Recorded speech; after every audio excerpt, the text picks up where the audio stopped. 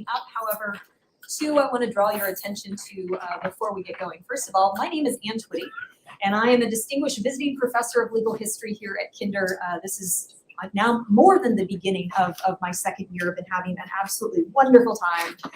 There are two big events that I want you guys to make sure and put on your calendars. First, this coming Tuesday, November 1st at 10:30 in the morning on the first floor of Jesse Hall, there is going to be a major Kinder Institute announcement. So please, please, please, if you don't have class or some other kind of conflict, join us at 10:30 in the morning, Tuesday, November 1st, first floor of Jesse Hall. Additionally, we have the Fall 2022 keynote lecture coming up. That's going to be on Wednesday, November 9th at 7 p.m. So a nice sort of middle of the week evening event at the Smith Forum, which is Reynolds Journalism Institute, room 200. That speaker is going to be Steve Aaron, a big friend of the Kinder Institute, who is currently president and CEO of the Autry Museum of the American West and professor emeritus at UCLA. His talk is going to be entitled Peace and Friendship Lessons on the Legacy of Broken Concord. So I hope you'll all come out. Again, that's Wednesday, November 9th at 7 p.m. over in the Reynolds Journalism Institute. But for the main event for today, it is my absolute pleasure to get to introduce my dear friend, Kathryn Olivarius. Dr. Olivarius is an assistant professor of history at Stanford University, where she teaches broadly on the history of the 19th century United States, with a particular interest in the antebellum South, the Greater Caribbean, slavery, capitalism, and disease. Before she arrived at Stanford, Dr. Olivarius earned a BA in history at Yale University and a Master of Studies and a Doctor of Philosophy in History from Oxford University. She then served as a past and present postdoctoral fellow at the Institute of Historical Research at the University of London. And she has an absolutely wonderful article titled Immunity, Capital, and Power in Antebellum New Orleans in the American Historical Review. I encourage you all to check that out. Today, she is going to be presenting on her first book, Necropolis, Disease, Power, and Capitalism in the Cotton Kingdom, which was published by Harvard University Press earlier this year and explores how nearly continuous yellow fever epidemics in antebellum New Orleans helped make and legitimate the staggering racial and economic inequalities that define both that city and the broader region. So please join me in welcoming Dr. Kathryn Olivarius.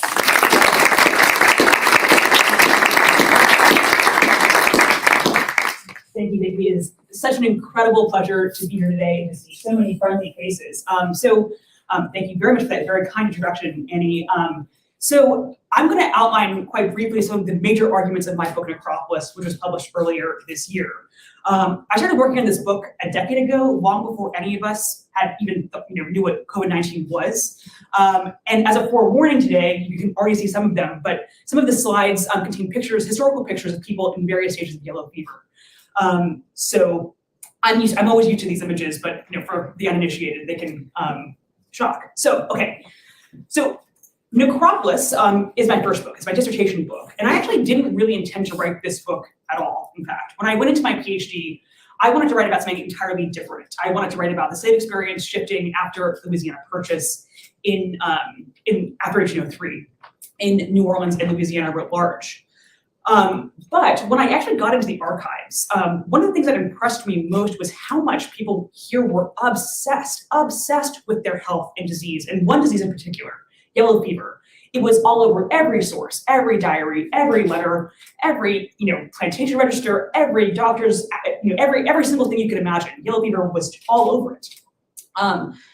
And I remember actually calling my dad after my first research trip and saying, is it such a strange thing for me to maybe write about, disease for this book? Maybe sort of shift gears. And it was almost as if I could hear him sort of opening the bottle of wine in the background. And he goes haha, we always knew you'd come to write about disease sometime, Kathryn. They always thought I would be a doctor. They call me a historical hypochondriac. So when I actually got back from this first archival trip, I was also impressed by how sort of atomized the literature on yellow fever in New Orleans was. So there had of course been books written about yellow fever, but these were mostly sort of to do with an environmentalist or sort of an ecological perspective on the rise and fall of yellow fever in Louisiana. And the works that I was sort of most engaged with, this sort of new history of capitalism at the time, they barely mention yellow fever at all. There would be maybe a passing reference in Walter Johnson or in Ed Baptist or any of these books to epidemic disease. So a few paradoxes kept on eating at me when I was in the archives and then when I sort of started to get really writing. So first, how did people in antebellum New Orleans, this is the nation's deadliest city by far, cope with living amid such a terrifying and incurable disease? 2, why was yellow fever such a big problem here at all? Why did the city, this key node of American capitalism, do so little to combat the threat of epidemic disease, even as other US cities launched significant and quite successful public health campaigns to rein in yellow fever? And third, why did people who could have gone literally anywhere else in the world, come to this city, this place with triple the national mortality average, a place where they effectively cut their lives short by 20 years? And an addenda to this point, as this was a slave society, where people were literally embodied capital, shouldn't epidemic disease have been at the top of the concern list? So in short, how can we account for the dual rise of New Orleans as both the hub of America's slave and cotton kingdoms and also the nation's necropolis? So I argue that if you want to understand antebellum capitalism, class rule, the explosion of racial slavery, nativism, and the post-war decline of New Orleans within the sort of within the cotton economy of the United States, you have to incorporate disease into any analysis, because what we have here is not just slave racial capitalism, but also immunocapitalism. Okay, so to kick off, let me take you back in time for a sort of crash course in deep Southern history, only with an epidemiological twist that's often elided in this story. So in 1803, France ceded official control of Louisiana to the United States. So overnight, the territory of the nation doubled. And New Orleans became the nation's 9th largest city and perhaps its most valuable strategic possession, because it provided access to the entire Mississippi River Valley, going all the way up to the Great Lakes and all the way west to the Rockies. Now, Americans were obviously very, very excited about this, but they quickly discovered what a century of French and Spanish colonists had learned the hard way, that the lower Mississippi Valley is really no place for a city. In fact, New Orleans sits in a swamp at a precarious 1 foot above sea level. Now, New Orleans' main ecological limitation, that is overwhelming amounts of water from the sea, from the river, from the sky, and from the ground, was obvious, prompting more than one disgruntled traveler to suggest that it was, quote, the most disagreeable place on the face of the whole globe, end quote, more bilge water than backwater. Now, officials in Paris and Madrid bemoaned that New Orleans was so filthy and soggy that no sane person would go there. And in fact, you can see this in the record too, where people talk about water flowing away from the river, because quite literally it's below sea level parts of the town. So as the colony's last Spanish governor warned in 1795, if some drainage was not undertaken in New Orleans, it would be, quote, necessary to abandon the town in less than 3 or 4 years. But by the 19th century, imperial powers were willing to put up with just about any environmental risk at New Orleans for 2 very good reasons. That is, cotton and sugar, sources of immense wealth that exploded onto the scenes in the 1790s, promising transformative wealth, both for white individuals, but also for nations writ large. So responding to this market gap that was left by the Haitian Revolution, so we had basically this explosion of sugar and cotton happening too. We see people now swarming in. They swarm in from the northern states, from Europe, and from the Caribbean. And of course, through the nascent domestic slave trade that was literally fueling this commodity revolution. And very quickly, New Orleans became the nation's second most popular immigrant destination after New York City. But as cotton exports exploded, white individuals grew richer and the population grew, New Orleans also became filthier. Now, cramped houses filled with dozens of immunologically naive and weak and malnourished people, immigrants, flew up all over town. The streets and the sewers were often really synonymous. And visitors frequently commented that garbage piles were just so disgusting and that they could be smelled a mile away because they emitted this actually visible green smoke of this green steam. And the most horrifying aspect of this is that in the cemeteries behind town, bodies would literally reappear. So you would bury a body, and because we float, bodies would rise to the surface and sometimes would go down the Mississippi along with the trash. nice Friday afternoon. Okay, so almost everyone also complained about the voracious swarms of mosquitoes.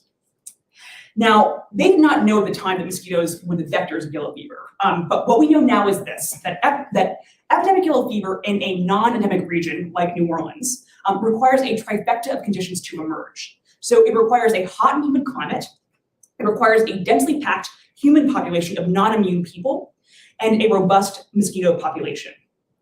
Now, these conditions could be occasionally met in Charleston on the Atlantic seaboard, or even in more temperate cities like Boston, or you might have heard of the very famous epidemic that took place in Philadelphia in 1793. There also are even epidemics in Canada sometimes, or even in Ireland, very occasionally. But as more and more ships carrying more and more non-immune people, and also more and more mosquitoes, Aedes aegypti mosquitoes from West Africa and the Caribbean were landing in New Orleans, this city became a particular petri dish for yellow fever. So from 1796, cases of yellow fever appeared every summer. Now, every second or third summer, the mosquito-borne virus became epidemic, killing about 8% of the city's population, and leaving, of course, thousands more people widowed, orphaned, and bereaved. Now, during particularly bad fever seasons, as many as 20 or even 30% of people in immigrant neighborhoods, that is mostly Irish and German strangers, so-called, could die. In fact, the association with strangers was so prevalent that they would often call yellow fever the stranger's disease. Now, in 1853, this is the year of the Great Epidemic, about 12,000 people died over the course of about 3 months. That's about 1/10 of the city's population, but 1/5 of the Irish-born population. Now, in total mortality terms, in fact, the 1853 epidemic remains one of the worst natural disasters in American history. So, surrounded by this terrifying, omnipresent, and seemingly unstoppable virus, people mortally spoke of being subject to two tyrants, King Cotton and Yellow Jack. Now, yellow fever was so petrifying because it was so mysterious. There was no cure, there was no inoculation, there was no vaccination, there was no conclusive evidence of disease transmission. There was no consensus as to whether it was miasmatic or contagious. And there was no satisfactory explanation for why it killed some people while leaving others healthy. It was only at the very end of the 19th century that the mosquito vector was discovered by Cuban researchers, and only in the 1930s that an effective vaccine was developed. And it was, and it remains, in fact, a horrible way to die. So victims experienced a sudden onset of chills, intense headaches, muscle pains, and nausea. Victims then seeped blood through their external orifices. They wept tears of blood, and they vomited up coagulated blood that looked a lot like coffee grounds. Eventually, patients turned banana yellow as they developed jaundice. They lapsed to a coma, and then they died. And it was so painful, this death was so painful, that even the most pious people were screaming profanities as the end neared. Now, the luckiest people contracted milder, perhaps sort of flu-like cases in childhood, around the same time, perhaps, that they also developed immunity to other great killers of children, like measles or scarlet fever or the mumps. But the overall odds were not very good. So if you contracted yellow fever in the 19th century in New Orleans, or anywhere in the Atlantic world, in fact, you had about a 50% chance of dying from your illness. So half the people would die, half the people would become immune for life. And in total, yellow fever killed about 150,000 people in New Orleans during the 19th century, and perhaps 250,000 people across the entire Deep South.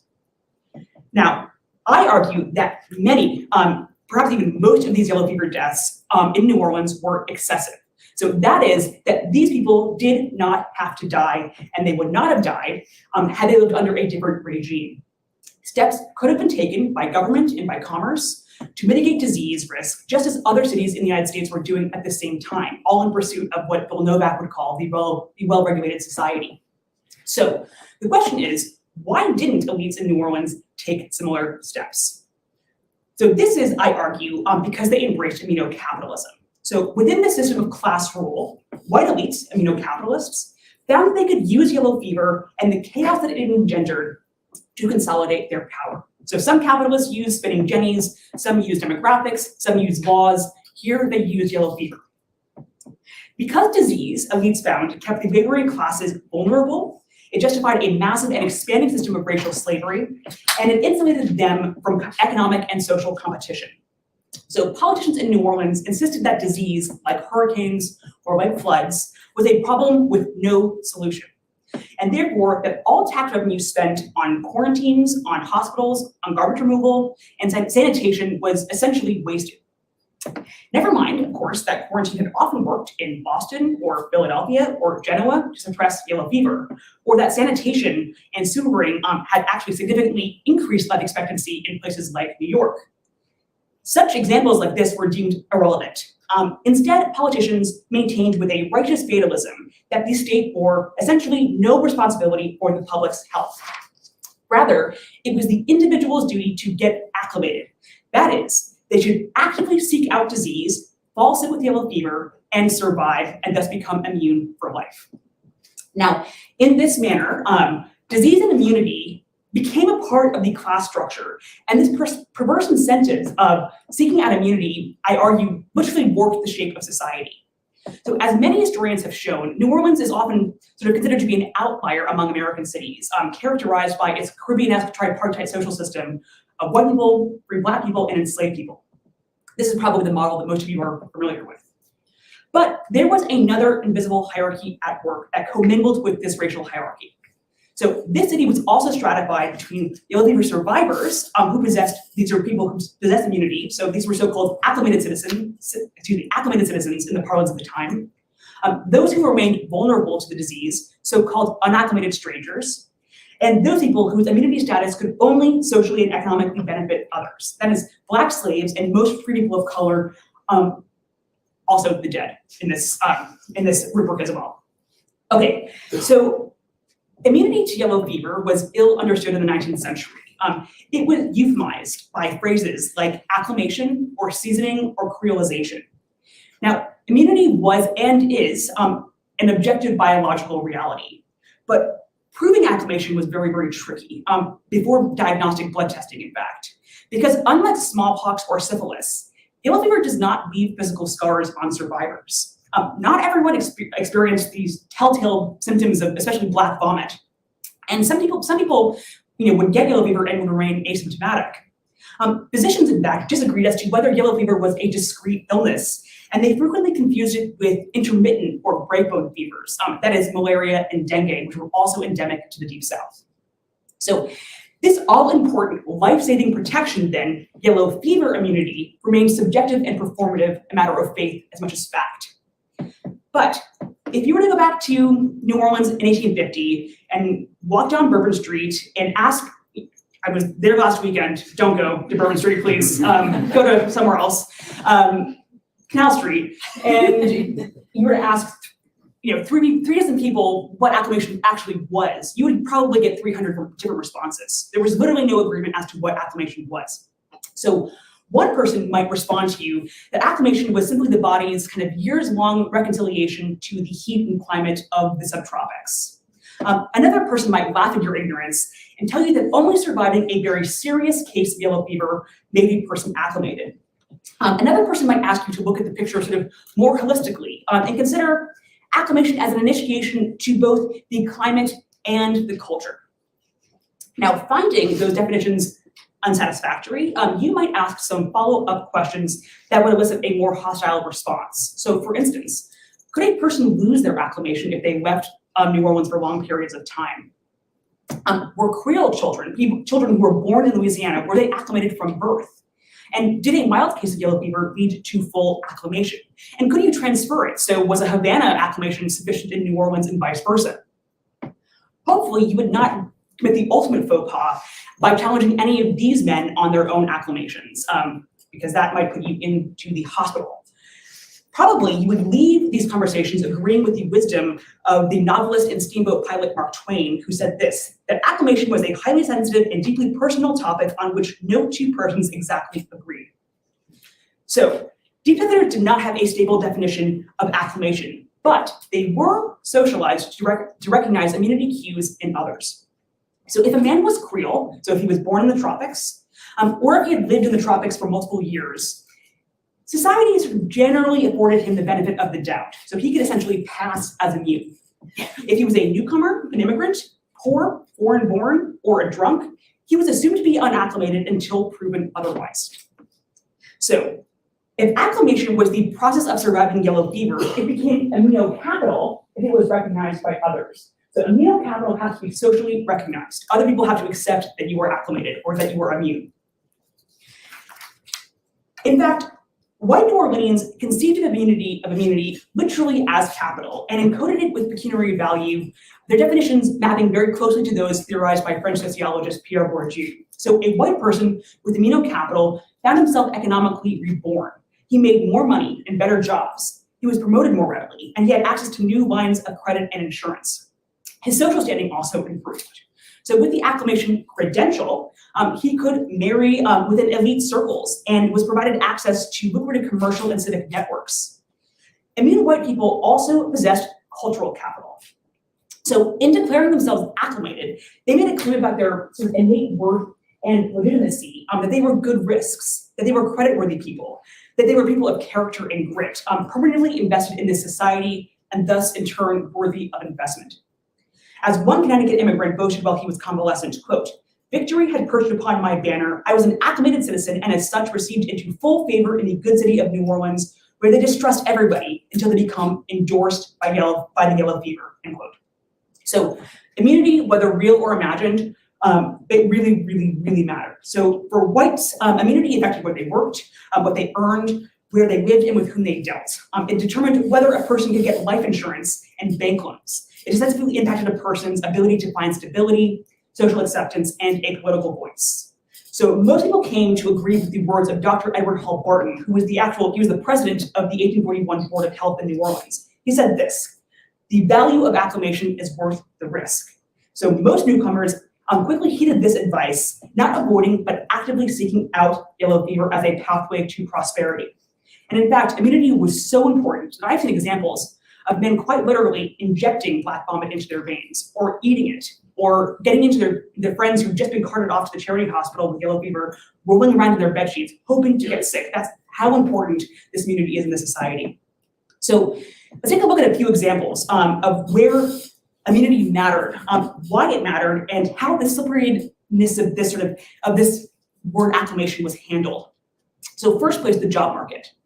Now, convincing a potential boss that you were acclimated was a crucial part of getting a job. And this was especially true for young white men seeking professional advancement in cotton factories, in merchant houses, and in wholesaling. So these are jobs that are essentially considered to be springboards to slave and land ownership. Now, job seekers filled newspapers with personal declarations of immunity. So one clerk enumerated his credentials in this order, quote, "Well acclimated, well educated, speaking 5 languages, with the best of references, notable integrity, and business capacities." Now, there was no official proof. There was no immunity passport, but other things stood in as approximations. So employers often demanded proof of local birth, or else a physician's letter certifying acclimation. And in fact, immunity status was one of the first questions that any boss would ask of this potential employee, one of the first questions. Because from their perspective, it was a waste of resources and time to train someone for a detail-oriented job, only to see him stricken or dead by the autumn.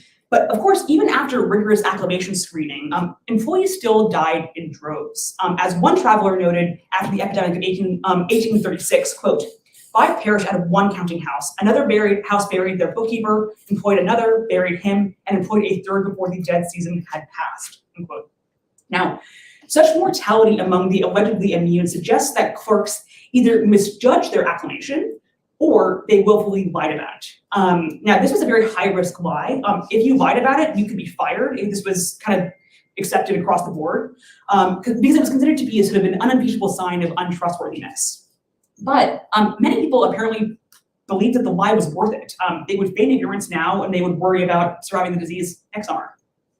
Now, in time, surviving yellow fever evolved into a sort of moral or patriotic act, with a successful brush with yellow fever becoming the quintessential demonstration of calculated risk-taking in this marketplace, that a white man had willingly gambled his life and had paid his biological dues.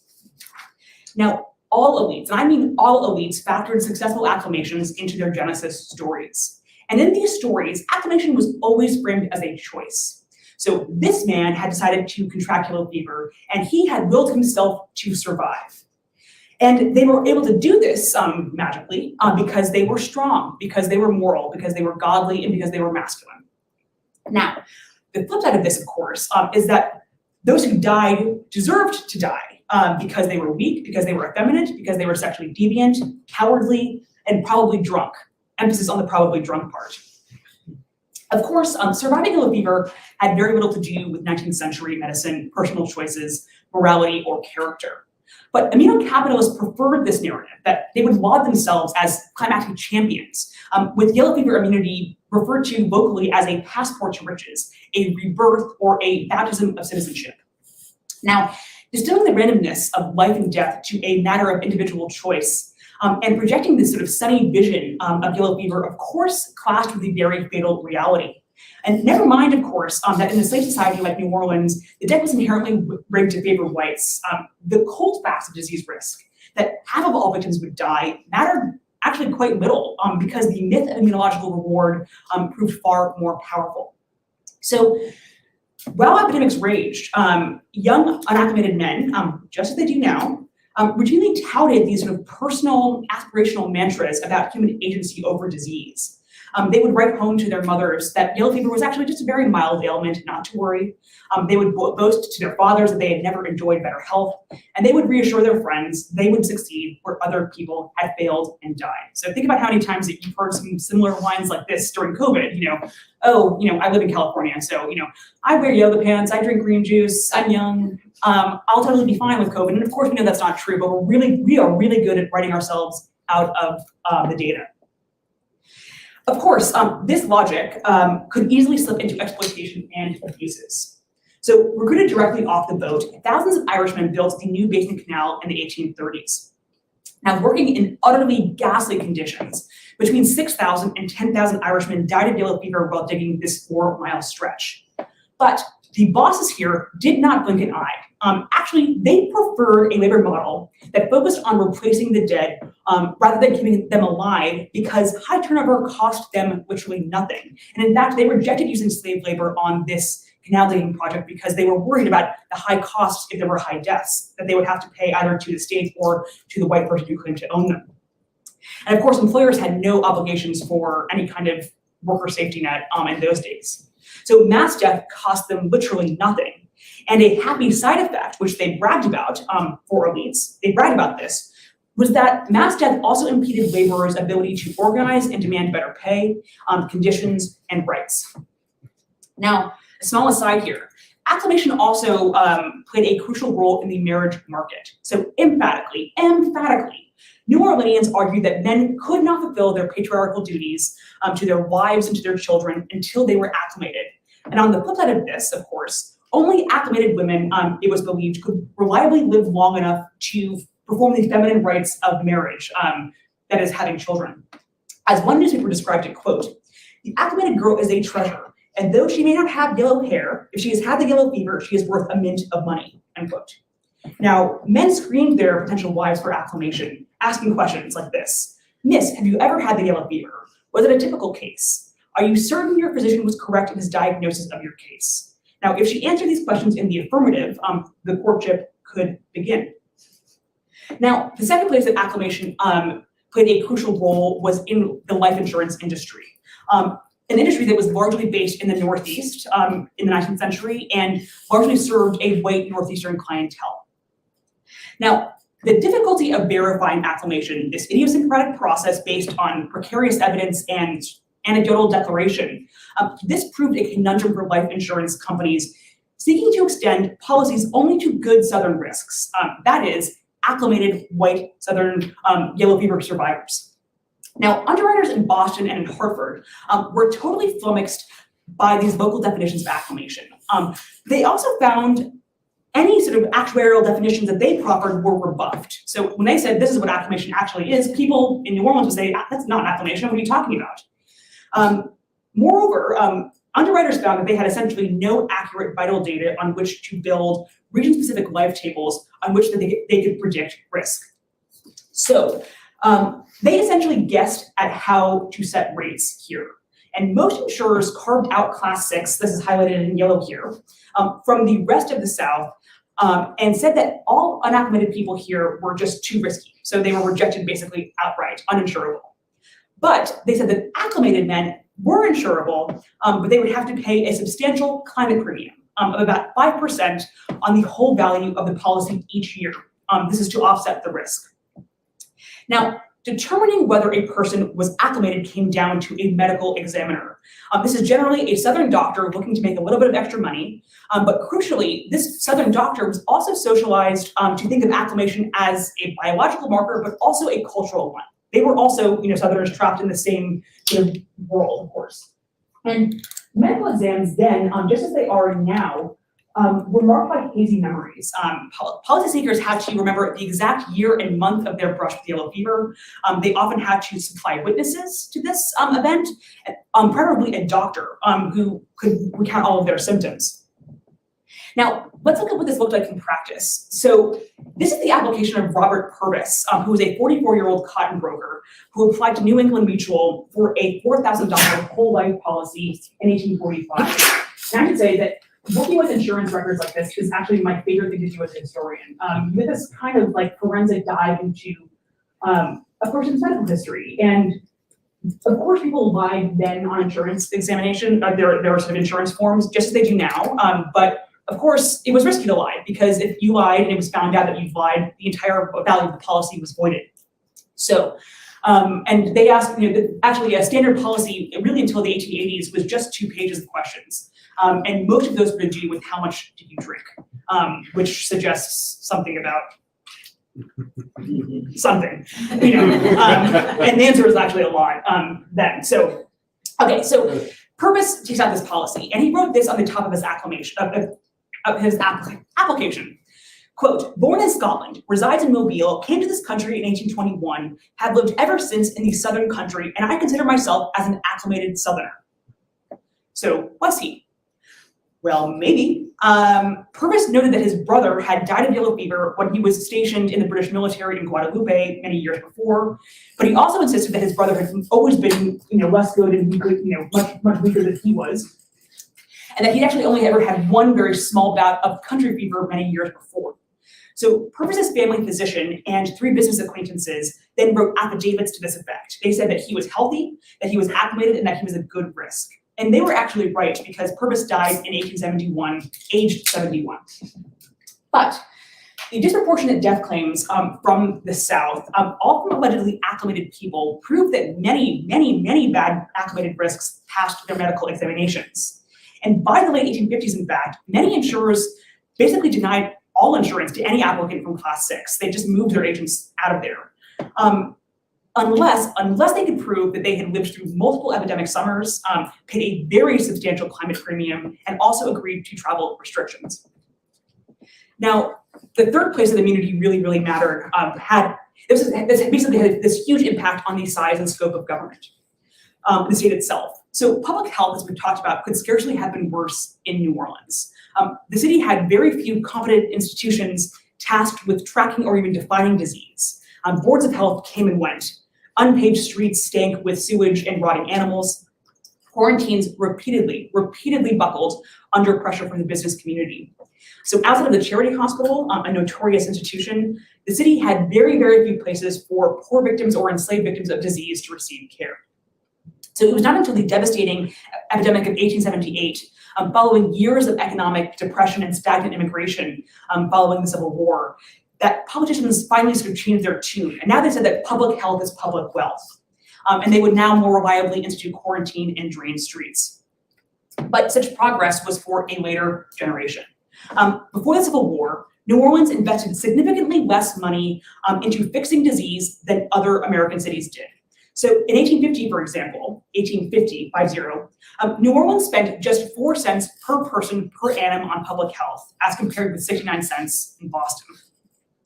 Now, residents resigned themselves to the fact that their government took essentially no action to combat yellow fever. So no sewerage, no quarantine, certainly, and no sanitation.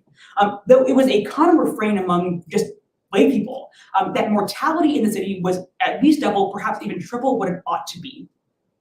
Now, perhaps the priorities of the commercial civic elite would have differed had they worried that mass death would undercut their specific version of capitalism, the cotton and slave markets. But because of the domestic slave trade and because of massive immigration from Europe, especially following the Irish potato famine in the 1840s, there was no shortage of labor here. And the elites were themselves already immune, or at least they pretended to be. And they claimed that they had survived yellow fever like real men, that is, without any help from anybody else. And others would have to do so as well. Now, in fact, most politicians came to embrace the philosophy that the only effective long-term solution to epidemic yellow fever was not public health, but paradoxically, more yellow fever, because expensive water pumps and quarantines only delayed this inevitable process of acclimation. So pursuing solutions to yellow fever was considered to be a poor use of political capital, and there were essentially no negative ramifications for politicians who avoided the disease question. So why was this? Well, in brief, because in 1820, and this is a pattern that continued well up to the Civil War, property requirements barred essentially 60% of white men from voting in New Orleans. So excluding so many white men, while of course also excluding all women, free Black people, enslaved people, recent immigrants, and children, meant that only a very, very small proportion of city residents actually held politicians accountable. And luckily for those politicians, those inhabitants who clamored for public health infrastructure quieted over time as they either came to accept the filthiness of the urban condition, they gained immunity, they fled, or they died. And as naturalization required 5 years of residence, there was a strong overlap between the non-acclimated, the non-property, and the non-citizen. And figuring that a large percentage would die before becoming enfranchised citizens, politicians essentially found the unacclimated a very easy block to ignore. Because after all, dead men did not vote, acclimated men did. Now, demonstrating how little concern, perhaps, they had for their constituents, most senators and politicians and city councilors, even those who claimed to be immune, they would truant every summer to their vast country plantations. It was called truanting. And they would join the business elite there. So Baron Fontalba, who was the last colonial governor of Louisiana, he related that he and a party fled the city in 1796 because it was just too melancholy in town. And so when they got to the country, they banned all talk of death and they started to drink. And the party amused themselves with jokes and debauchery and games, a scene actually somewhat reminiscent of Boccaccio's 10 fleeing the ravages of the Black Death. Now, political absenteeism was the norm and it crippled the function of government. So in the summer of 1804, for example, this is the first year of American rule, a season in which 1/6 of the city's population died from yellow fever. 7 meetings of the city council were canceled because nobody showed up. Now, in 1853, this is the year of the city's worst epidemic with over 12,000 deaths. Politicians fled before appropriating any money for public health. And in fact, for 4 months that summer, there was literally no government in New Orleans. 4 months. Now, yellow fever also factored heavily into election scheduling, with the Whigs, the Democrats, even the Know-Nothings, routinely jockeying to schedule elections for early September when it suited them to do so. This is the moment when unacclimated people were most likely to have fled town or else were too sick or too scared to vote. And Bernard Maroney, who was one of the richest and most powerful Louisiana planters, he argued this during the state's constitutional convention, that this seasonal gerrymandering, as I call it, was just okay because, quote, no good citizen was afraid of yellow fever. Rather, acclimation was the baptism of citizenship, offering a guarantee of devotion to the country, end quote. Now, with politicians' intent to avoid or exploit the yellow fever problem, private citizens stepped in to ameliorate mass deaths' worst social effects. So New Orleans was internationally famous for its charity, with a safety net constructed and financed almost entirely by private and professional associations, foreign consulates, and especially the Catholic Church. But most of the unacclimated poor in New Orleans came to rely on this privatized patchwork network of charity for their survival. And they were forced to accept the harsh reality that public health was private acclimation. Now, last, let's discuss the place where immunity played the most measurable role, that is in the New Orleans slave market. Now, remember, of course, that New Orleans is the nation's largest slave trading port city, and theoretically, immunocapital could have transected race. But if immunity helped transform white individuals into potential slave owners, into potential merchants, or commodity capitalists, Black people's alleged natural resistance to yellow fever, enslavers argued, made them better, even inevitable slaves. So in essence, Black and white immune responses to the yellow fever virus were identical. But this society responded to their acclamations differently, using racialized assumptions about epidemiology to justify yet more inequality. So by the 1850s, almost the entire medical community publicly is the key word here, publicly agreed with the words of pro-slavery theorist Dr. Samuel Cartwright, that all Black people were, quote, perfect non-conductors of yellow fever. And he also said literally that God had made Black people immune precisely so that they would work in the American South. Seems like a lot. God, they invoke God a lot in this. Now, however, modern epidemiologists have discovered no mechanism for the hereditary resistance of yellow fever as they have with other diseases, perhaps like malaria, suggesting that immunity did not pass from African-born parents to American-born children. And some first-generation African slaves might have been immune to yellow fever because it was epidemic and endemic to large parts of West Africa and to the Caribbean later on. Now, this means essentially that hereditary immunity did not exist, but this did not stop physicians and sextons from presenting immunity, incredibly distorted statistics to back up this claim. I'm suggesting, for instance, that only 3 Black people died during the epidemic of 1849 as compared with 800 white people, or that 5 Black people had died in 1853 as compared with 12,000 white people. Now, in private, all white enslavers acknowledged that this was a lie. Planters' letters were filled with worries about what would happen to their capital, embodied in the people that they owned, when epidemics erupted. So savvy planters would only purchase either Creole or guaranteed acclimated people, and they charged hefty premiums for acclimated slaves. So here's a letter from a planter named John Palfrey. This is from 1815, and he's calculating here to his attorney how the value of a 9-year-old girl named Maria has increased from the purchase price that he paid for her in 1812. This is now 1815. And the key part of this is the risk 5%. And he, by the way, adopts that as he thinks that's his risk. This is the risk that he's adopted along with the deed of sale. So he says basically she has survived yellow fever, and therefore this risk was his to make a profit from. Now, for white people, of course, like Palfrey, but like many others as well, Black people's acclamation was a risk reducible to a numerical value, and it was their prerogative, as they saw it, to leverage it for their gain. So in essence, the whites who claimed to own Black risk also claimed to own any reward of that risk too. Now, in the slave market, people were advertised with all kinds of words, so like fancy or likely or choice. And these words were loaded with very precise local meanings. But acclimated was also a very, very common description in slave advertisements, a euphemism, of course, that conveniently reduced a person's suffering with disease into a marketable asset. And it was very marketable. Acclimated slaves, in fact, sold for much higher prices, between 25 and 50% more. 25 and 50% more. Now, the logic or fictions of racial immunity proved incredibly useful in the slave society because only inherently immune Black people, the logic went, could safely cultivate epidemiological fraud spaces in and immediately around New Orleans. So white people, they said, lacked the constitution to work in such a climate. So Black slavery was therefore classified as positively natural, even humanitarian, because it protected the health of white people, insulating them from labor in spaces that would kill them. Now, this thinking, of course, is nothing short of alchemy. But yellow fever ideology proved to be incredibly, incredibly malleable. So, in fact, in 1853, one newspaper argued this, that as divine punishment, Black people somehow magically lost their natural resistance to yellow fever and freedom. How they knew this, who knows, but basically they're saying that therefore slavery is the condition best suited to Black people. And another article maintained this, that the only people who died from yellow fever were abolitionists.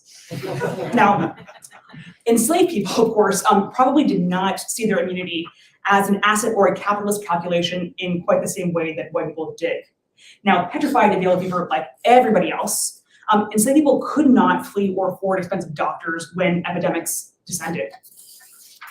From the very few sources we have, and we really have very few sources, we know that many enslaved people from Virginia or from Kentucky remember that they feared being sold downriver to Louisiana, away from their families and friends, precisely because of this disease environment. And in fact, Solomon Northup, the author of 12 Years a Slave, he talked extensively about his illness with yellow fever in his second or third summer when he was in Louisiana. He almost died, and it was one of the most sort of miserable times of his early years in Louisiana.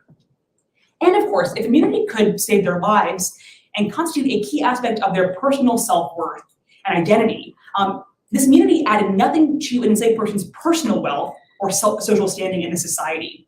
As slaves were embodied capital, acclimation only enhanced the value and safety of that capital for their white owners. So thus, in this society, Black people could possess immunity, but they could not benefit from immunocapital.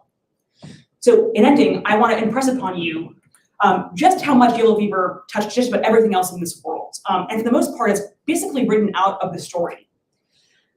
So yellow fever is really much more than just sort of background noise and sources. It's much more like dark matter as I see it. It's kind of impacting the gravity of this entire world.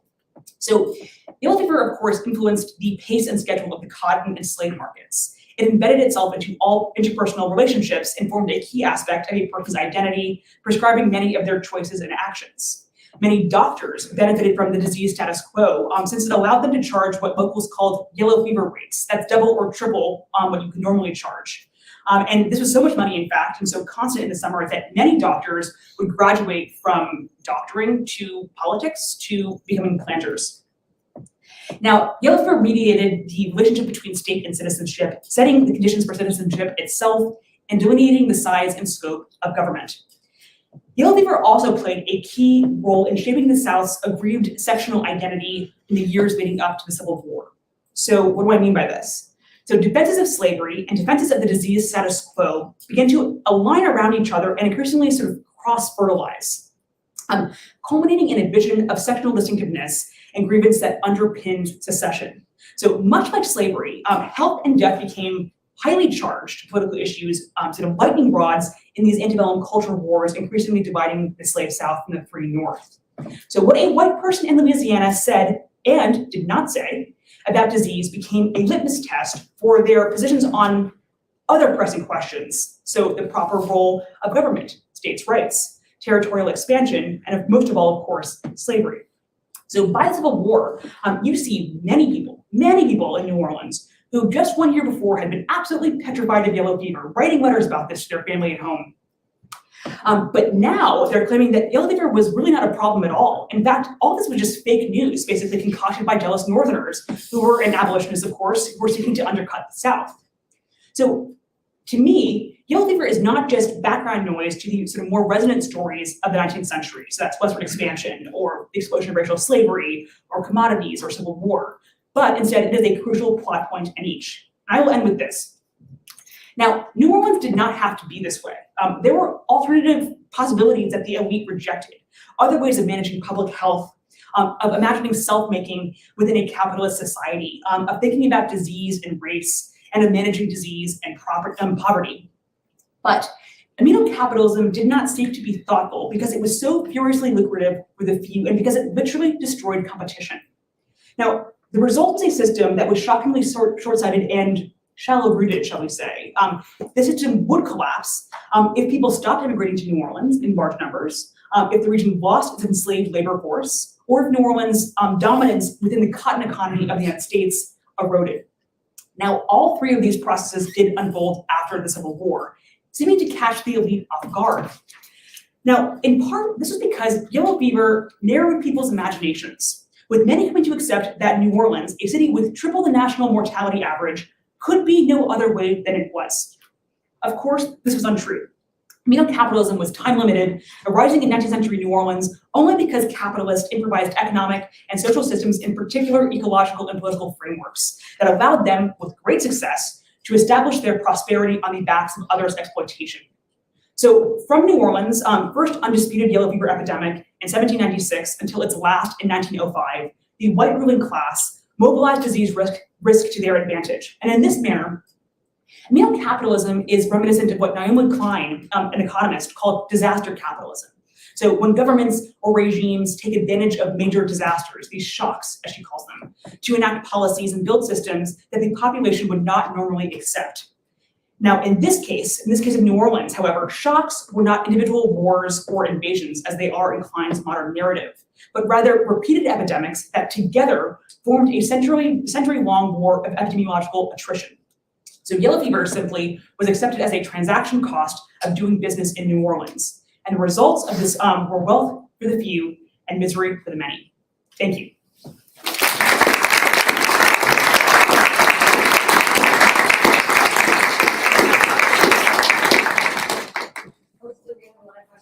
We have a tradition of trying to ensure that the first question or couple questions is asked by speakers. I actually had a question with in relation to like the 15,000 Haitian revolution refugees that were coming in. Was there any kind of like sense of shaming or blaming of them coming in, or any kind of slight to kind of prevent that immigration from coming in, or was it the draw for labor that kept them there, or was there like a process for trying to prevent that, to kind of divert that in another direction? So, in short, are you asking, and sometimes how did disease play into this, the refugees coming to New Orleans after? Okay. So great question. First of all, so New Orleans was one of the most proximate cities to Saint-Domingue following the revolution, and so many refugees escaping, black and white, escaping Saint-Domingue, they went to Cuba first, and then en masse they came to New Orleans from Cuba. So actually, the city literally doubled in population in one summer in 1809. Now, there was talk about, oh, this is going to make disease worse. We're going to be seeing a lot more crowding. This will be a problem. Except that actually, the city sort of officials were delighted because many of the people who came were doctors who had first-hand experience with yellow fever. And so probably the most famous doctor in the early period of American rule was a man named Christian Miltenberger, who was a Haitian refugee. And he illegally smuggled enslaved people into Louisiana. The city council they quickly pushed through his medical examination. He sold his slaves to purpose of practice, and then medical practice, and then he became basically the most sought after position in New Orleans. He became extremely wealthy, eventually becoming city councilor, and then buying 3 sugar plantations. And in fact, his sons by the 1860s, I'm going to forget the last one, is Aristide, Christophe, and something else. It sounds like the Three Musketeers. But they have 3 sugar shops, sugar factories next to one another in the heart of the French Quarter by 1860, and they run the controlling part of the sugar industry. So actually, his is not a regular story, Christian Miltenberger, because they're actually quite delighted that there are more doctors in town who have actually seen yellow fever firsthand, rather than these sort of neophytes from the north who, they know what influenza is, but it may be, a cold or consumption, but they don't know, they've never seen yellow fever up close, because tropical medicine wasn't taught in medical schools in the north until really the 1840s.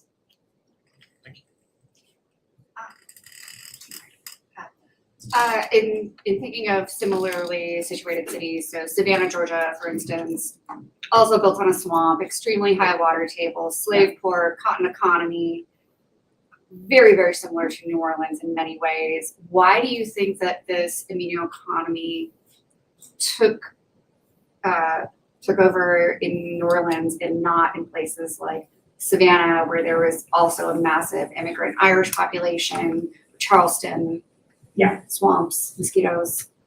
This is the crucial question, in fact. So why New Orleans? Why is New Orleans different than Savannah, Norfolk, even going further north, New Bern, but also Savannah? So there's a couple of reasons for this. One is that actually, in some sense, Charleston in particular is the problem case here, because why does Charleston not have quite the same relationship with yellow fever, even though they probably have as many, if not more, ships coming directly from the Caribbean? They're closer to the Caribbean in large part. So what's going on here? So there's 2 reasons. First of all, actually, an immunoeconomy did exist in Charleston. It was a little bit smaller, a little bit different, but there have been scholars who worked on how, for example, dock hands benefited from having immunity and how acclimation benefited them.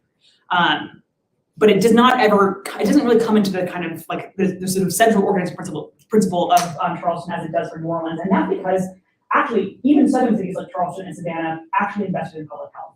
They didn't do as much as did other northern cities, but their and for the most part, in fact, these cities tried to keep politics out of public health. So they would have independent boards of health that were actually staffed by trained doctors and statisticians.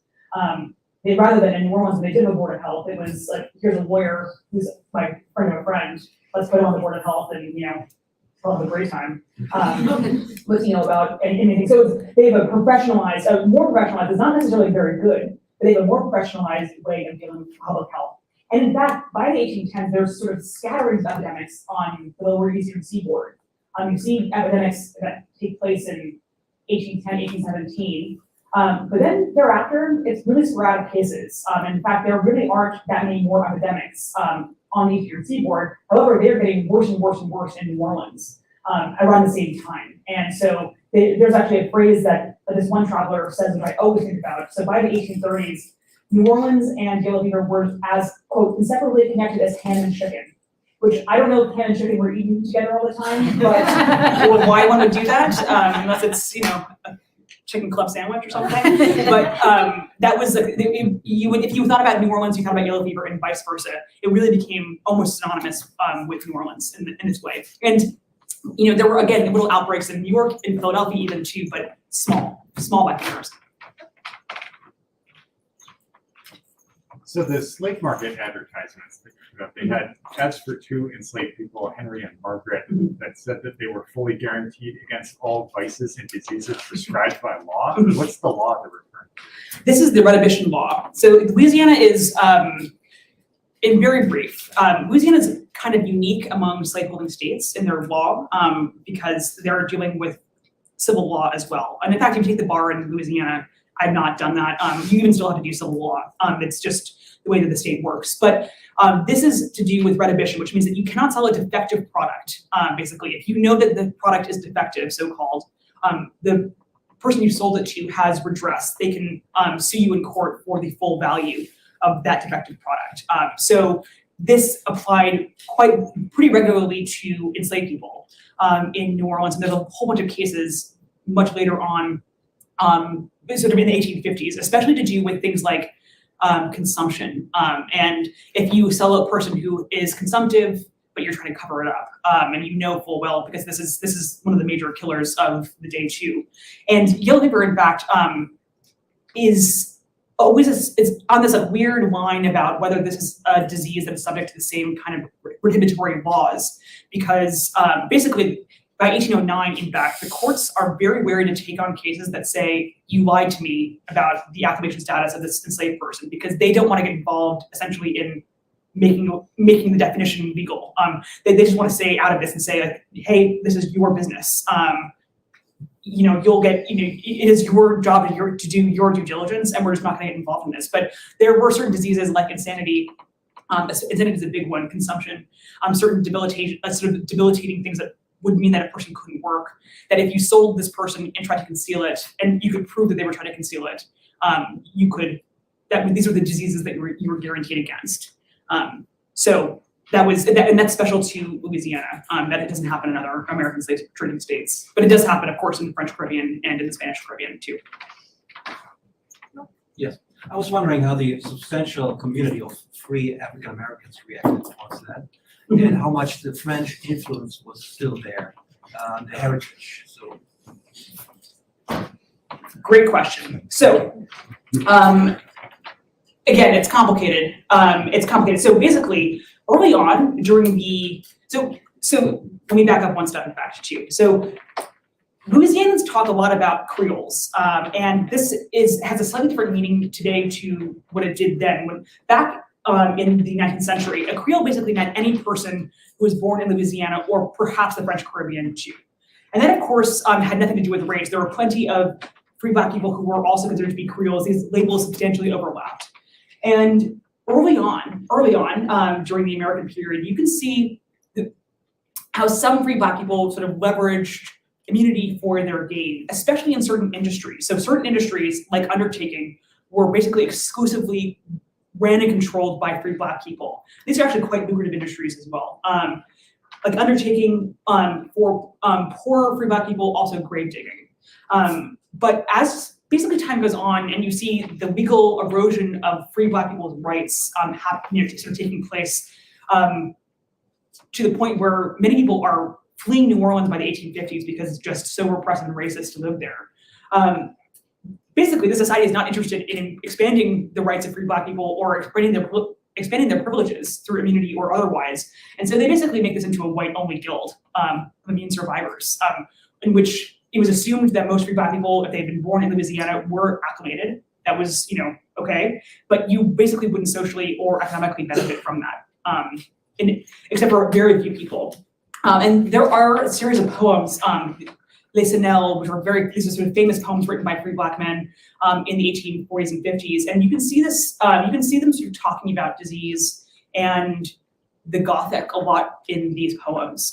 Again, there aren't a huge number of sources to deal with that really frontally deal with any Black people, even free Black people's experience of yellow fever in New Orleans. There is some, but it's small. But essentially, the society would not allow them to. They were seeking as much as possible to limit their freedom, rights, and privileges, and with immunity or otherwise. Yeah, you mentioned the connection to like morality and masculinity and people surviving the disease. You also mentioned drinking that, and I was wondering if that had any connection to the Irish immigrant population, because obviously in England, newspapers at the time were very Yes. the Irish drinking. I was wondering if that was the thing. I think you've answered your question.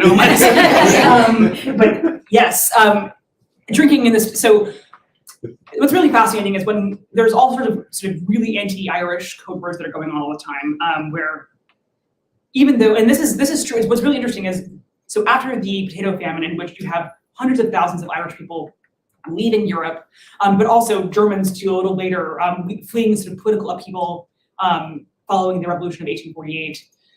You have this huge population of Irish immigrants. Most of them are Catholic, in fact, too, at least initially, and most of whom, but are still rejected by sort of the local Creoles who are also Catholic. And this is sort of surprising. You see very little intermarriage. You see very little sort of cross business dealings, at least for the sort of early days. And basically, a lot of this is really anti-Irish dog whistling, the drinking. There's a lot of references to people, to what people eat and the poverty and how they speak. And this is sort of, it's anti-Irish, first and foremost. And the drinking thing, I mean, it's actually, so I sort of simplified this a little bit. I should say, people did drink a lot then, obviously. But if you drank a lot, you could actually have a worse response to yellow fever. I mean, because it weakened your immune system in general. I mean, this is not really measurable in the past. It's a possibility that it could probably, it wouldn't help, let's say. Even though actually many of the cures for yellow fever involved alcohol. You're always drinking like milk punch or, hey, have some more brandy, have mercury placed in, make sure you have mercury that's sort of stirred into this hot toddy. I'm so glad to be alive now. Not that I never tried thinking about it. And it is, and one more thing on this too, they're talking, you mentioned this sort of masculine angle of this. One of the things I think is really interesting is that they blame poor Irishmen for being drunkards, for bringing the disease on themselves. When their wives die of yellow fever, they don't blame them for being drunkards or for adultery or any of the things that they blame the poor for. It's always really like the rich and the poor die of separate diseases. And that's true with almost every disease in the 19th century and before, but you see it's very pronounced here, where it's almost like two separate diseases. That's great, because I was going to ask you about women and how men would want an acclimated woman to marry, but they're presumably not supposed to go out and risk take in order to acquire the disease. So what is the ideological way for a rich woman to contract and become acclimated to yellow fever? So you've hit the nail on the head with this again, too. Great questions, guys. You should meet my editor. Similar questions too. So essentially, you're saying yes. So the way that I've construed the acclimation, this is masculine process, and it is. So the way to get around this, perhaps, was to marry a Creole woman, somebody who had been born in Louisiana and who had hopefully, developed immunity early on in childhood, a very mild case. So that was considered to be sort of the most upwardly mobile thing to do. And you see actually men kind of trading up widows. This is a widowocracy, in fact, too. Women do this too, where they will, you'll marry a guy who dies, and then you'll marry a person who's been in town for 20 years and he dies. And then you marry a Creole, and this is considered to be, this is like a known pathway in the society, or the way that you sort of ingratiate yourself more into society. So you're not supposed to take risks, exactly, that's correct, if you are a woman. But you're supposed to magically be acclimated. So hopefully this would be that you, hopefully, your father, when you were a child, had ushered you through the acclimation process most gently, in the most gentle way possible. That was generally considered, that was sort of the ideal acclimation for women.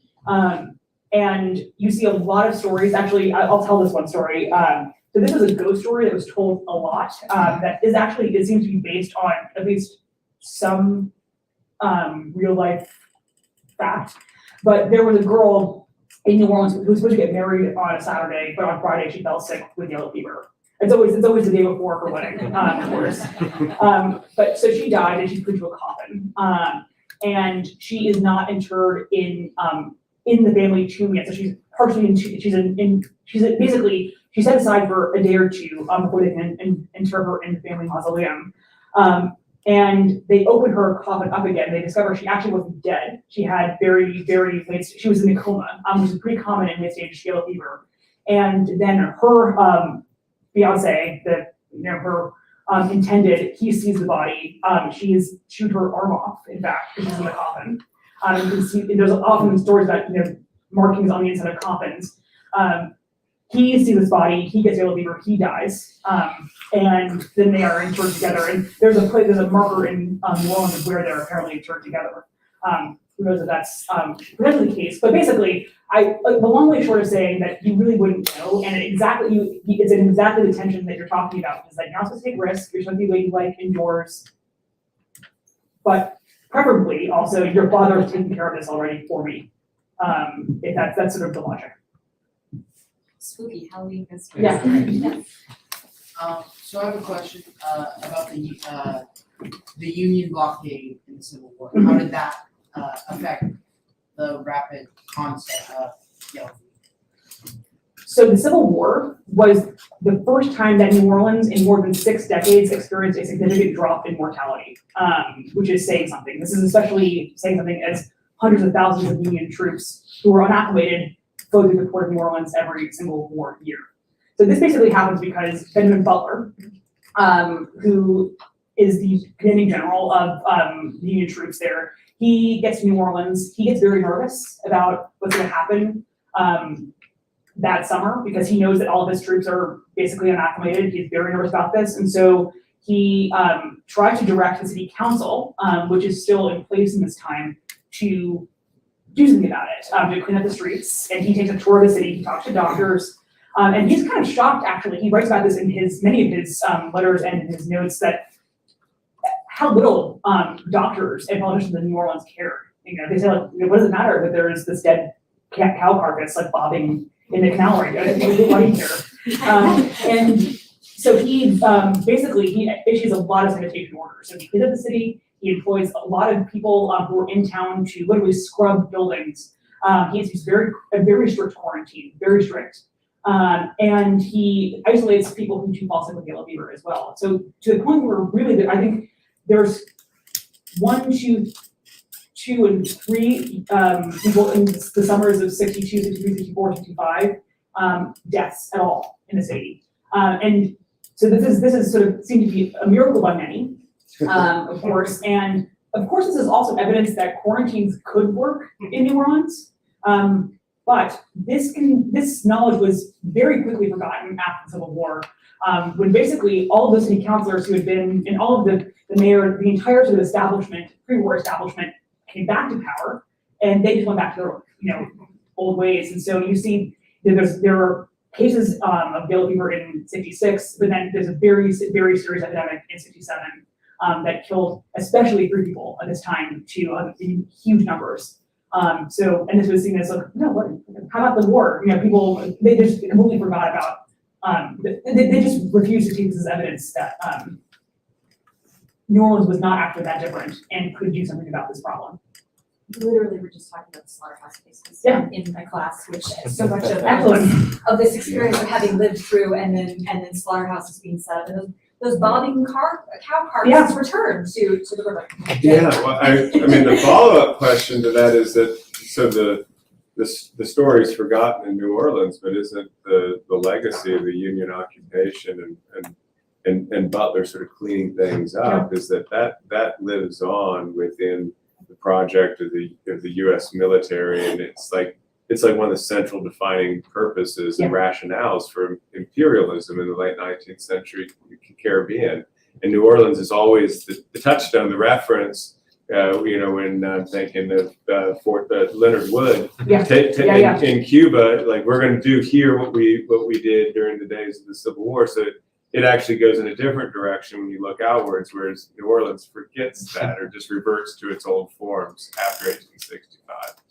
Excellent, yes, and it is actually striking how quickly the sort of standard does not apply equally in all places, where locals in New Orleans who associate, the sort of the cleaner days with Benjamin the Beast Butler, so they can reject that. But this is, of course, one of the driving forces and driving sort of ideologies of colonialism elsewhere. That cleanliness is civilization, for example, and we can help you elsewhere progress in some capacity, if not through public health and through these sort of basic efforts. And of course, they are citing Benjamin Butler. They are citing this precisely to a T. And I should say one thing on this too. I think one of the interesting sort of hypotheticals of this is that New Orleans fell very early during the war. And actually, not that many people died during the battle to retake New Orleans. And the city really didn't experience very much damage. And that, in a very perverse way, might have been a part of the problem for after the war too, because some southern cities literally rebuilt. They were raised and they literally rebuilt. They rebuilt more modern infrastructure. They built railways. They built sewer systems. This is and other historians have sort of talked about this at length. This that Atlanta, for example, you could really it became a more modern city, kind of because it had to, because it had been largely raised. Columbia, South Carolina, too, other places, and New Orleans, in some sense, because it hadn't been damaged, it was in this kind of strange position. And in fact, by every metric during the war years, life expectancy went up, health went up, education went up during the war, and all these things went back down again after the war. So, did you or were there did people use yellow fever ever as like a justification for like restricting the movement of enslaved people? yes. So 2 notes on this. First, in fact, that I mentioned this briefly, but the entire pace of the annual slave market, the sort of slave industry, was functioned around yellow fever.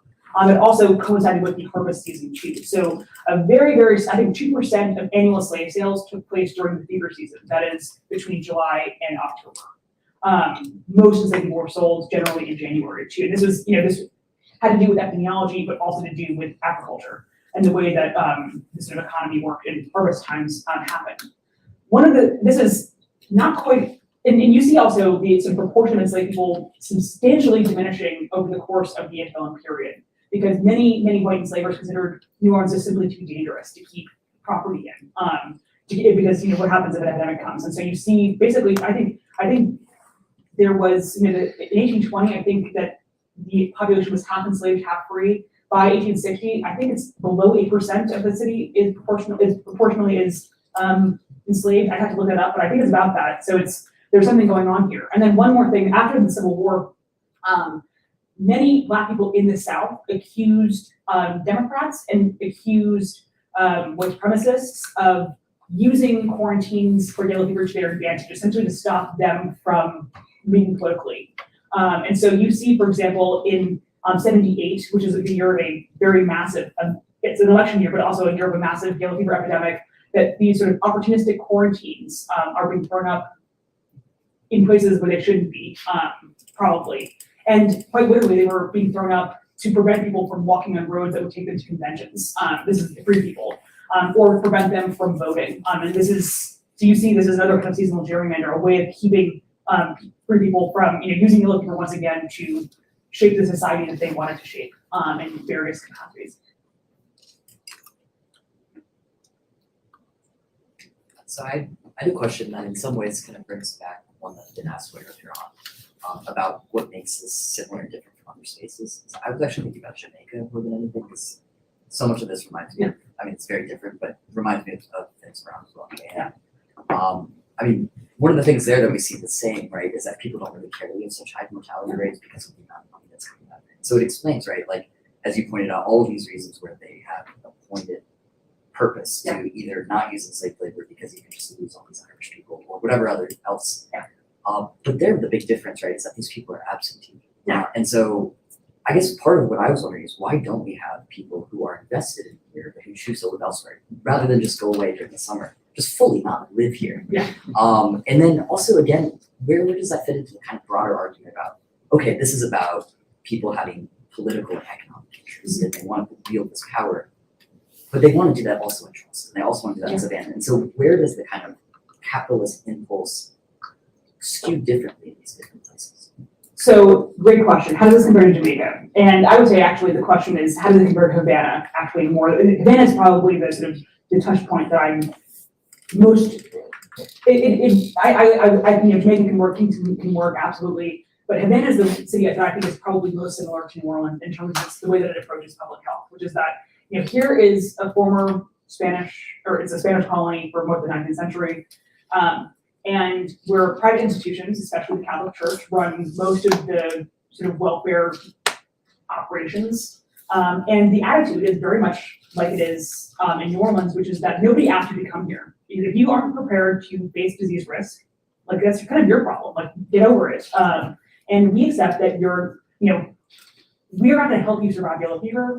We're not gonna help you survive any disease. In fact, we will help you make money after you survive. That's kind of their attitude. And you see this a lot in sort of colonial sources to do with, and then also in British state papers, also in to do with Barbados, Bahamas, and a lot of places. In a lot of places that of course Vince Brown talks about. So I think. So why is it the crucial difference, of course, here is that British people, the plantation owners, the enslavers, they live in London. They're swilling brandy back in Paris. They're not living in the French Quarter. Waiting, so waiting to get sick, or they don't care. They have very different lives. So why is that? I've got some sort of suspicions as to why that is. I do think that being in New Orleans became like there was a lot of importance was put upon being on site in New Orleans for one's sort of local legitimacy. People really wore this badge of Creolism with pride. They had they had come here, they had accepted disease risk, that they had, they were like their forebears, the Creoles or the Acadians, that they had, cut down the first tree on this place and give me a break. Of course they didn't. But there's a lot of sort of self-image and self-identity that goes into staying put during the summer. Except they don't really stay put during the summer because a lot of them will go up to New York and they'll go watch the theater, or they'll go to London and deal with their agents in London. Or they'll go elsewhere, or they'll go to even a health spot in Mississippi, just for a few weeks too. So they sort of do this big song and dance about having a townhouse somewhere in the French Quarter, somewhere close to Cabildo, but then, actually they're off 100 miles away enjoying themselves. And it's this funny thing, but it's still important to maintain the line. Like this is the thing, even if you are acclimated, even if you're immune, you still have to sort of fake it till you make it and show people that you have sort of earned this increased prosperity. And that becomes, I think it's just a matter of why does it happen in New Orleans and happens to such a lesser extent in other places? Again, I think the answer is because yellow fever was a larger problem here than it was in other places. And because it was a larger problem, that it sort of got in early and then it stuck. And so they recognized, the capitalists here, they recognized they could get power out of it, and so they did.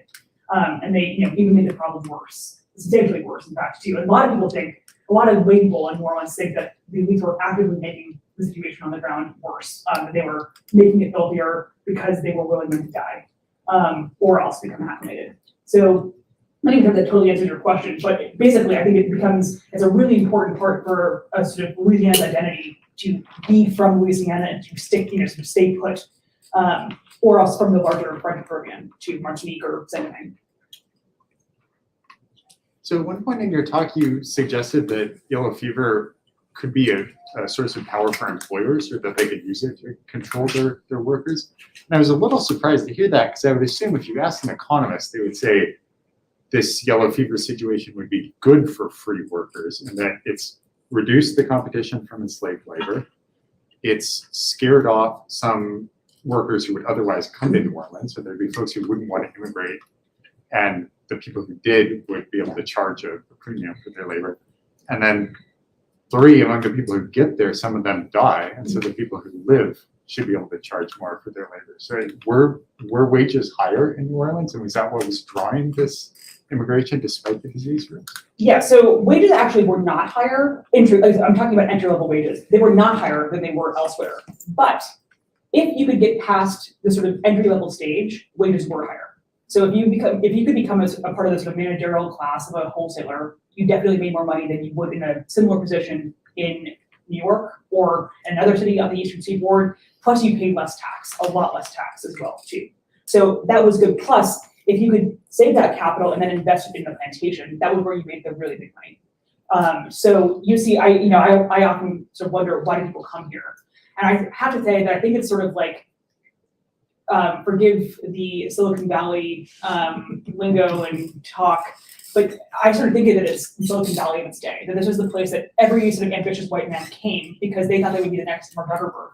And of course, there's only one of those, and maybe there shouldn't even be one of those, or or Elon Musk or insert whoever you would like to. But basically, everyone thinks that they're going to really succeed where others, but where others had failed. And so this was sort of the, Louisiana and New Orleans was called the alpha and the omega of the nation at this time, because it was where the lucky few could make a lot of money. So for the bosses, they like it as labor control, especially for basically these are for manual jobs, jobs in which they are require very few skills, not office work. These are for outside laboring jobs. You see this pattern happen a lot where bosses on big projects, infrastructure projects, have a preference for non-acclimated people because it's cheaper. Those people are desperate for the most part. They are willing to replace the dead for $1 a day. So they're basically they're constantly they feel vulnerable, they feel trapped, and because they're the labor market for them is worse. However, if you could survive, you could work in a cotton factory. You could charge substantially more when you were acclimated. And basically the entire managerial class of wholesalers and grocers, every single sort of business of that caliber in New Orleans is all filled with people who are claiming to be immune. And they sort of, every boss is looking for a manager who is definitely acclimated. That's super important because they want to basically leave their responsibilities to them when they go off during the summer and truant. So they're going to go and drink in, outside of New Orleans or go to New York or something, but they have to stay and that's their dream, of course, to one day truant themselves too. So it works in certain kinds of jobs that you have more you have more power to negotiate in certain kinds of industries than you would in others. But certainly these professional jobs, that's where it really matters. And if you don't make it back to New Orleans in time because you've escaped, you fled for a while, you're basically screwed because there are so many sources that say this. There are 10 applications per job. There are 30 applications per job. Generally, a bilingual or trilingual people as well too. And so, if you waited too long, it's not good news for you basically. So you have to again fake it till you make it or perish, literally. I wanted to ask maybe a somewhat convoluted question Sure. about the insurance industry because I also find that fascinating. And obviously insuring enslaved Black people is a very important part of the early business. How do those practices run into this fantasy of sort of Black immunity from yellow fever? So you have a planter insistence that Black people are immune, so presumably they would make a good insurance risk. Yeah. But obviously the actuarial tables have to be saying something entirely different. And they themselves, by paying more for acclimated slaves, clearly recognize that there is a difference between an enslaved person who has been in the region for a long period of time and presumably withstood yellow fever versus not. So one of the, I think the interesting things about slave insurance in the antebellum period is that it really never takes off in the Deep South. It's a very, very, very small proportion of the industry, which is mostly concentrated in the Upper South and mostly in urban centers and mostly among enslaved people who are rented out or have highly specialized skills. And we call it life insurance, the slave insurance industry. It's not really, for a lot of different reasons. But you could not, if you were a white person, you could not insure an enslaved person for the full value of their life. Only 2/3, because insurers, perhaps as an indictment on the entire planting class, suggested that if you could insure an enslaved person for the full value, it would create incentives to kill them, right? Literally. And you see hunters talking, you see insurers and underwriters really talking about this really dark stuff. So it never really takes place outside of the upper South. It does happen a little bit in the deep South, but basically you'd also be charged a higher premium on an enslaved person as well, whether or not they were acclimated. Because again, it's another way to hedge the risk. And so this made it actually too expensive for the most part. So planters would not purchase it. They would mortgage enslaved people other ways. They would use other financial securities to mitigate their risk, not generally through insurance. I saw a hand in the back here. It was a tentative. Alan.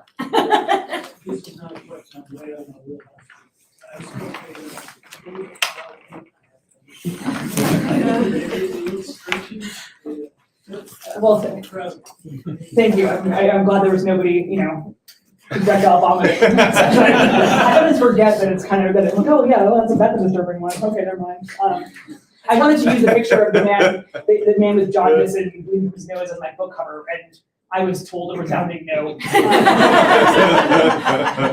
Oh well. No, I mean, couldn't have been more appropriate for a Halloween talk. The stuff of literally your nightmares. I'm going to let Jay say a few words before we give a rousing round of applause for our speaker. We can give her a round of applause. Okay.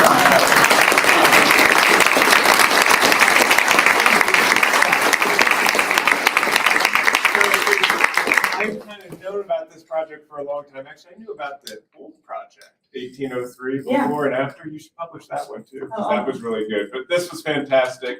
I just want to reiterate what Annie said about inviting everybody to that special gift announcement on Tuesday morning at 10:30 downstairs. I'll just say that there's a lot of different programs and things going on at the Kinder Institute.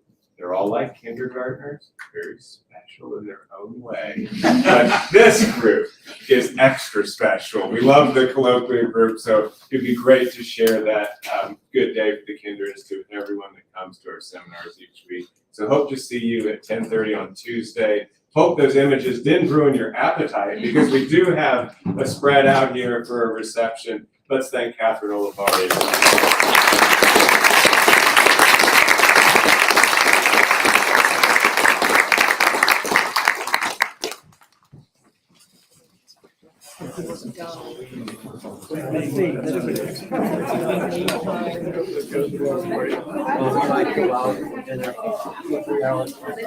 Have a nice